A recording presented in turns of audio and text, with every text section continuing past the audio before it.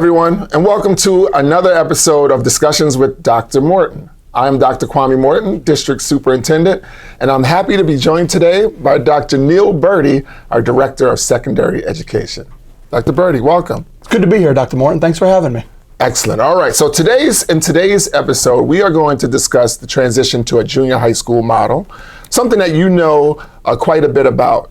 What individuals may not know about you, Dr. Burti, is that you are the only administrator in the district who has had the opportunity to be a principal at all three levels and also an assistant principal at the middle school level as well. That's correct. That is correct. Yeah. All right, so I think that you are the expert. So can you start us off just by explaining what is the difference between a middle school model and a junior high school model? Sure. A middle school model, as we've come to know it in Cherry Hill, really it centers on the notion of starting the day with advisory, having a team structure for our students, and a common planning and prep time for our teachers. Right. The difference with the junior high model is it really emulates what we've done for many years at Cherry Hill East and Cherry Hill West, where we move away from the teaming system and into a departmentalized model. Right, right. What do you anticipate the impact to be on that movement to a departmentalized model on students? So I think the impact may actually be minimal in terms of what students will experience because the reality is that there are many things that are associated with the middle school model in terms of philosophy. Those things will still exist in the new junior high model. Right. Things like best practice instruction for kids that are 11 to 14 years Right. old, a nurturing, caring, safe environment, Right. the ability to explore purpose and passion through our elective STEM and technology and arts classes, Great. the ability to be part of our extracurricular and co-curricular clubs and activities, Right. and the opportunities to be in our interscholastic sports programs. Sounds fantastic. Sounds very much similar to what students experience today. Very similar. And how we got here obviously has to do with budget allocations that we have been given over the years. Sure. So this year the district was faced with a $4 million deficit in terms of state aid compared to last year. As you're well aware, Yes. such situation requires that we look at things just a bit differently and that we restructure in a way where we provide students with the same benefits and the same programmatic opportunities that they've always had, but will also allowing us to see if we can save some funds. And this particular model here comes with a savings of approximately $3 million just by doing this restructure. That's correct. I think you said, we always seek to make lemonade, even if we're given lemons sometimes. Yeah. So Yeah. just for that to be said. So larger class sizes have been an issue for at least one of our middle schools, in full transparency. We've seen class sizes in the 30s at Rosa International Middle School. Can you talk just a bit about how this model may help to alleviate some of that overcrowding that we've seen? Sure. So we've got a lot of institutional knowledge around sectioning and staffing in the district because of the way we've scheduled at High Schools East and High School West. The beauty of the new model is we're able to actually cap class size.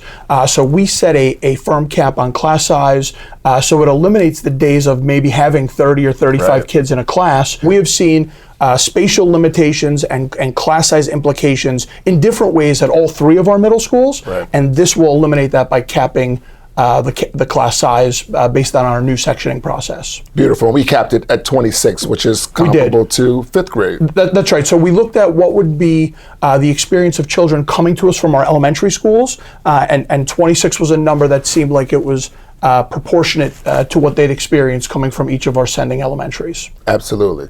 So let's pivot a bit to the schedule, because you've done a considerable amount of work with a committee of teachers and administrators as well to help to put together and compose a new schedule. Yeah. Can we just talk a little bit about how the schedule itself will work next year and what students can expect? They really will expect to see almost a mirror image of what they've experienced previously if they're a rising 7th or 8th grader. Right. The major difference will be that they will not start their day with advisory. Right. So kids will come into the school, they'll report to an assigned first period class, and Right. that class period will be extended so that way we can still handle our daily attendance and our morning announcements. Right.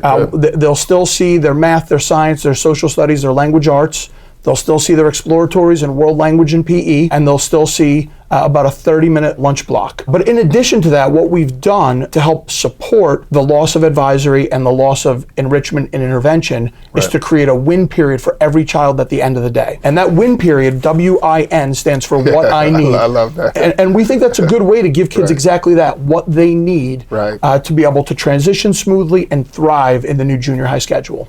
Can you just walk us through like how the win period will function? Yeah, so one of our non-negotiables in creating the schedule that we've presented is really looking at ways to maintain the amazing experiences that children and their families have come to know, and that really starts with our arts. So you'll see in the schedule there are opportunities during the win period for band, orchestra, and chorus to do both large group ensemble meetings and also to conduct individual lessons. There's also opportunities for academic intervention and enrichment, ways to extend the learning beyond just the typical classroom experience. We anticipate things like assemblies, guest speakers, different types of passion and purpose type projects, self-guided, student-directed projects, and really the opportunity to decompress after what can be a stressful day for an 11 to 14-year-old. Absolutely. So we've also structured it to emulate a study hall where kids will be able to use some time at the end of the day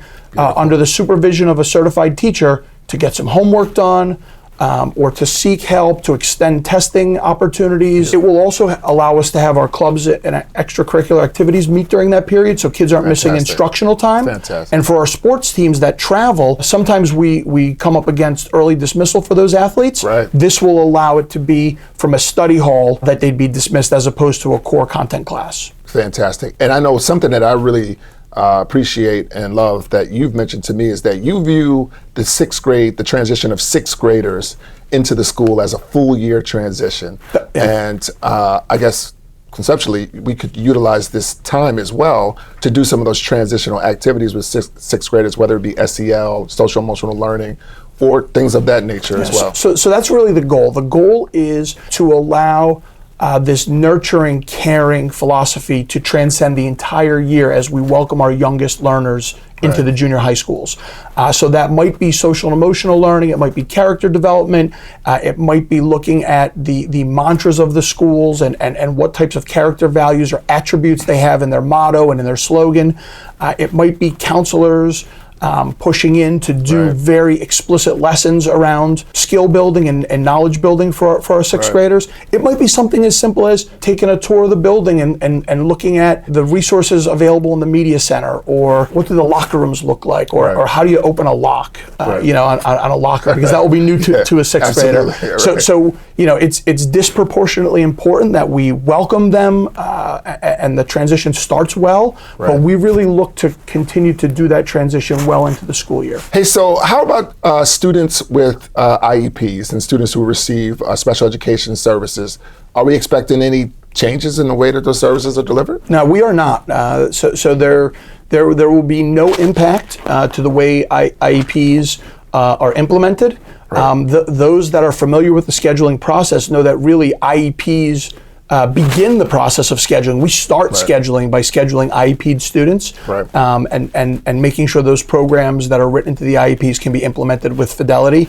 So there will be no changes to the programming of our classified students. Wonderful. Hey, what about something as nuanced as parent-teacher conferences? I know in the past, teams have met with parents during parent-teacher conferences. I guess that'll be slightly different. It will be, but the good part is that the school counselor, who has always been the point person for arranging family meetings, student meetings, ensuring there's monitoring of student success, that counselor will still be assigned to children by grade level.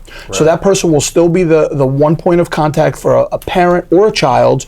So whether it's parent-teacher conferences or whether it's just a meeting that's necessary to discuss academic success, the counselor will still be the point person and still be able to arrange all of those interactions and coordinate the schedules to make sure that meeting can take place. Do you anticipate any challenges or concerns due to construction projects that are taking place? So right now I don't anticipate any challenges, although I do know in talking to principals that they're interested in looking to keep students located in close proximity. So for instance, the principals are interested in 6th graders in a hallway, 7th graders in a hallway, 8th graders in a hallway. Right. Now they're still conceptualizing that, and they're still going through the scheduling process, so they're not sure that it's a possibility in every case, Right. but certainly we'd like to at least have that in place for our 6th grade students, where they'd almost be learning and growing in a pod type setting, Right. where they're not traveling through the entire school to get to their classes. If you can succinctly just summarize, what do you consider to be just a few of the benefits of this model for students, having lived through the other model as well? So when I think about the benefits of the junior high model, I really think about the non-negotiables that our team started with. And those really start and end with maximizing instructional time for our students, Right. and then minimizing the unstructured time that currently exists within the middle school model. It also provides an opportunity to continue to maintain those programs that are near and dear to us, like our band, our orchestra, our chorus, our sports programs, our clubs and activities. Yep. And really, it may even extend the opportunity for some children who maybe have things after school that they're committed to, which has precluded them in the past from some of those clubs, activities, and experiences. Those things happen now during the school day. Fantastic. Well, thank you so much, Dr. Burti, for joining me today. Again, I think you made lemonade and explained just some of the aspects and nuances of the new model in and of itself. We will have informational sessions at all of the middle schools beginning Correct. on June 11th, June 11th, June 12th, and June 16th. and June 16th. I'd like to thank you for taking the time to listen to us this day and join us as well. Take care.